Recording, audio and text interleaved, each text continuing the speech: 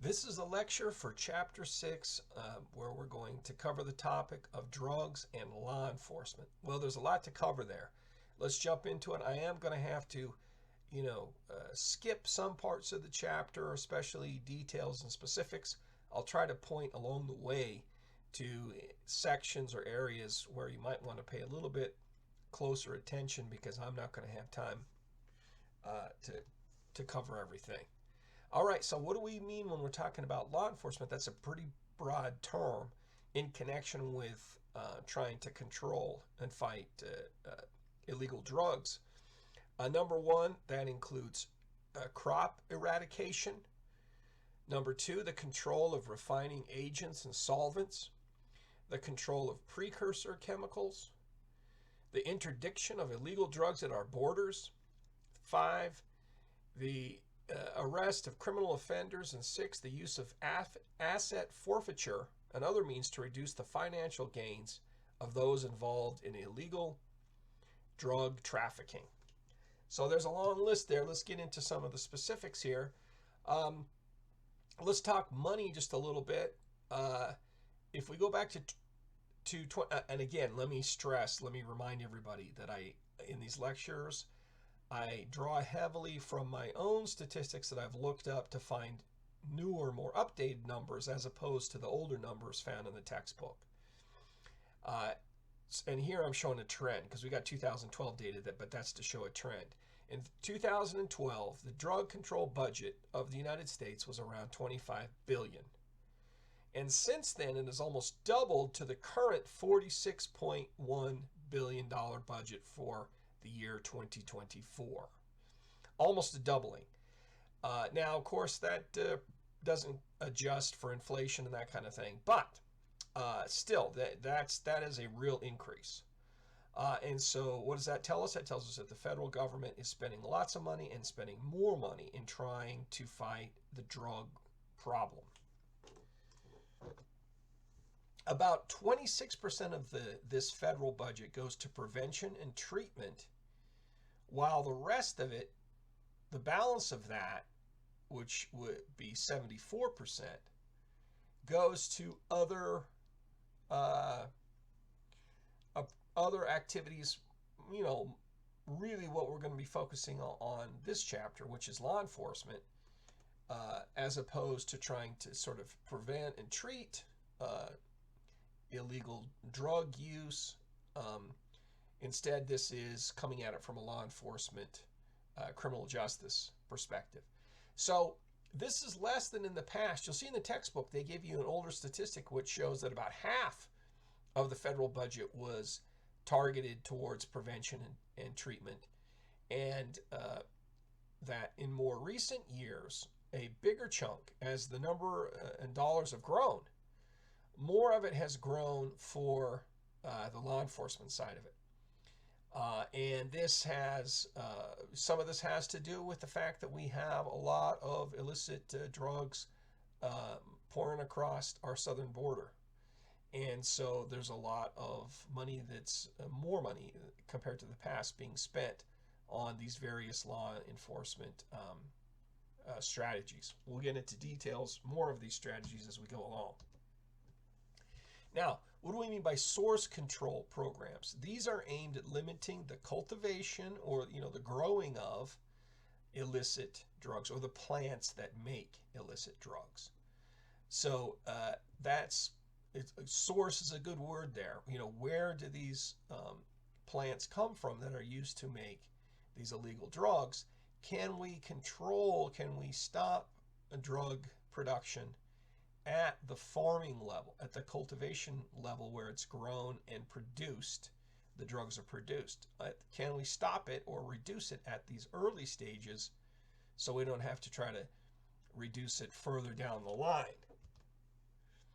Crop eradication reduces the availability of illicit drugs through the destruction of opium poppies, coca plants, marijuana plants in their countries of origin, or the elimination of the means by which they are cultivated. So crop eradication means one strategy or another that's aimed at reducing the amount of available crops that are then used to be turned into drugs. Um, Next point is that the proponents of crop eradication argue that crop control is cost effective in reducing the supply of illicit drugs because the drugs, specifically heroin and cocaine, cannot enter the illicit drug market if the plants by which they are derived have not been grown. So the idea here is that if you nip it in the bud at the beginning of this process where the plants are grown, if you can reduce or stop that, well, then you don't have all the negative illegal activities following that. If you don't have the plants, you don't have the production. If you don't have the production, you don't have the transportation. You don't have the smuggling, right? You don't have the dealing at both the wholesale large level and the retail down on the street level. You don't. The idea is that you don't have to worry so much about treatment and prevention if the drugs are not available in the first place, and because you nipped them in the bud at the cultivation level. Also, it is easier, according to advocates of this approach, it's easier to locate and destroy opium poppies and coca than it is to confront the supplies of illicit drugs later on, either in transit through drug trafficking routes or at the street level where they are sold. We know the difficulties, we understand the difficulties of trying to stop the flow of drugs into the United States and throughout the United States, up until the point where it's sold retail on the streets in the United States. We know that all of that is tough to fight, costly, and, one could argue difficult and less effective than we would like. And so the idea is that if you can take out these crops in the beginning, they're not that hard to find. A big field of these plants is relatively easy to locate, and therefore more cost effective. You're saving money is the idea. This is again on the pro side. But as you'll see that with all these policies, people disagree about whether they make sense or not. So that's one thing, of course, we need to keep in mind. Everything here is contested and debated. Opponents, those that don't like this drug eradication, they claim that the evidence shows that there has rarely been more than a 10% decrease in the worldwide cultivation of any one type of illicit drug in any given year, despite massive crop eradication efforts. So basically, they're arguing that it's that the worldwide system is too big, too complex, too flexible, and that if you take out a field here, you take out a field there, well, the supply of it's so big around the world, there's just too much of it to get through crop eradication. That's what the opponents say.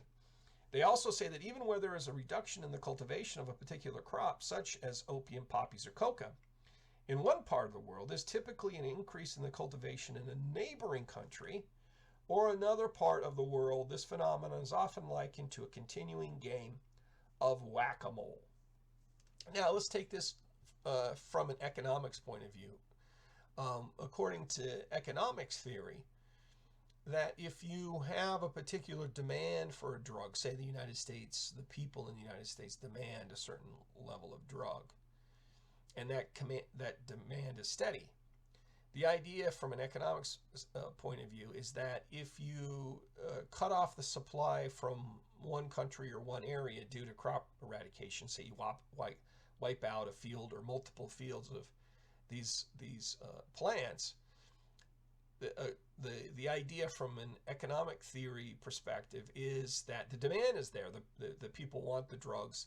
And so the idea is you're going to have somebody step forward and say, oh, look at the price for these drugs are selling at a very high price because there's not very much of it. It's scarce. There's been crop eradication, and so there's a shortage of this drug. So people are having to pay a lot of money to get it because there's not much of it. So there's a lot of money to be made. There's a big profit here. They're selling this cocaine, for example, at outrageously high prices. And last year we didn't want to plant this crop, coca plants, because there's certain risks, certain dangers there. It maybe didn't pay as well as it does now, and so now it seems profitable, and the price increase is just too tempting, and so we're going to go ahead, we're going to plant the crops. And so basically the people just step in and substitute for those crops that have been destroyed. If it gets destroyed over here, the idea is, well, that more people will enter into the business because the price is going to go up. And so as long as the demand stays the same and is steady, there's always going to be somebody step forward and to provide the supply as long as that price is high and attractive to people. So again, that's just a little mental exercise using the economic logic here. And according to that economic logic, the crop eradication would not be particularly effective because of this whack-a-mole phenomenon. Also, it's argued that crop eradication is not cost effective in terms of work hours that are required to do the job. Manual removal of coca plants, for example, it involves more than 20 work hours of effort in order to get rid of 1 hectare, about 2.5 acres of coca. So, so we're just talking about, you're talking about not a huge field, 20 hours to get rid of not a big field of coca. So, kind of expensive. The argument here is that it's not as cost effective as they say. Now, of course, it is a lot more cost effective, cheaper because it's done on a mass scale if you have aerial fumigation. So you're using technology, you're fumigating these plants with an herbicide that's going to, that kills these particular plants. And so you're spreading this herbicide over massive, tracts of land. So it's cheaper because you're not having to do it by hand. You're using technology to spread this herbicide. But it's not permitted in some countries, and so it's not something you can do everywhere. And where it is permitted, there are, critics say that there's adverse environmental effects. Herbicides have produced irreversible contamination of local water supply. So there's claims that this is bad for the environment. Usually if you're using things that are killing plants, chemicals that are killing plants, there's going to be concern about it doing damage to the environment. So that's another line of criticism for this technique that would otherwise be cheaper and more cost effective than doing it more by hand.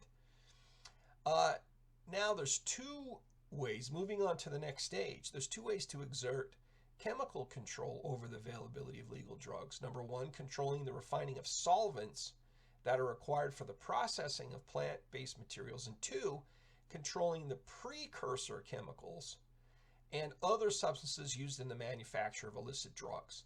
So if you're not paying close attention, you might kind of get the 2 things confused here. They may sound like the same thing. It sounds like chemicals that are being involved in the production of these drugs. So what's the difference between the solvents and the precursors? Okay, let's do precursors first. Precursors are the chemicals that you use that get changed into the exact form that you want of drug. So it's the chemicals that you tweak them, you process them, and they become the exact drug form that you're after. That's precursor. Solvents, on the other hand, are not the drug, but they're the chemicals that get mixed in, that get involved in the process to make the process happen, to make the steps to get to your final form happen. So they facilitate, they make the chemical processes happen and occur like they're supposed to, but they're not the drugs themselves. They're not the chemicals themselves that are becoming that end product drug.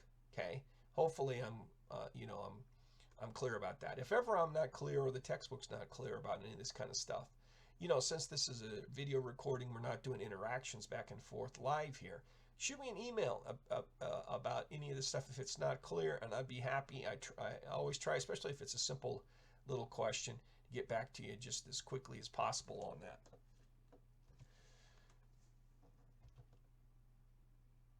Okay, why don't we go ahead, stop right there. We'll continue on in part 2.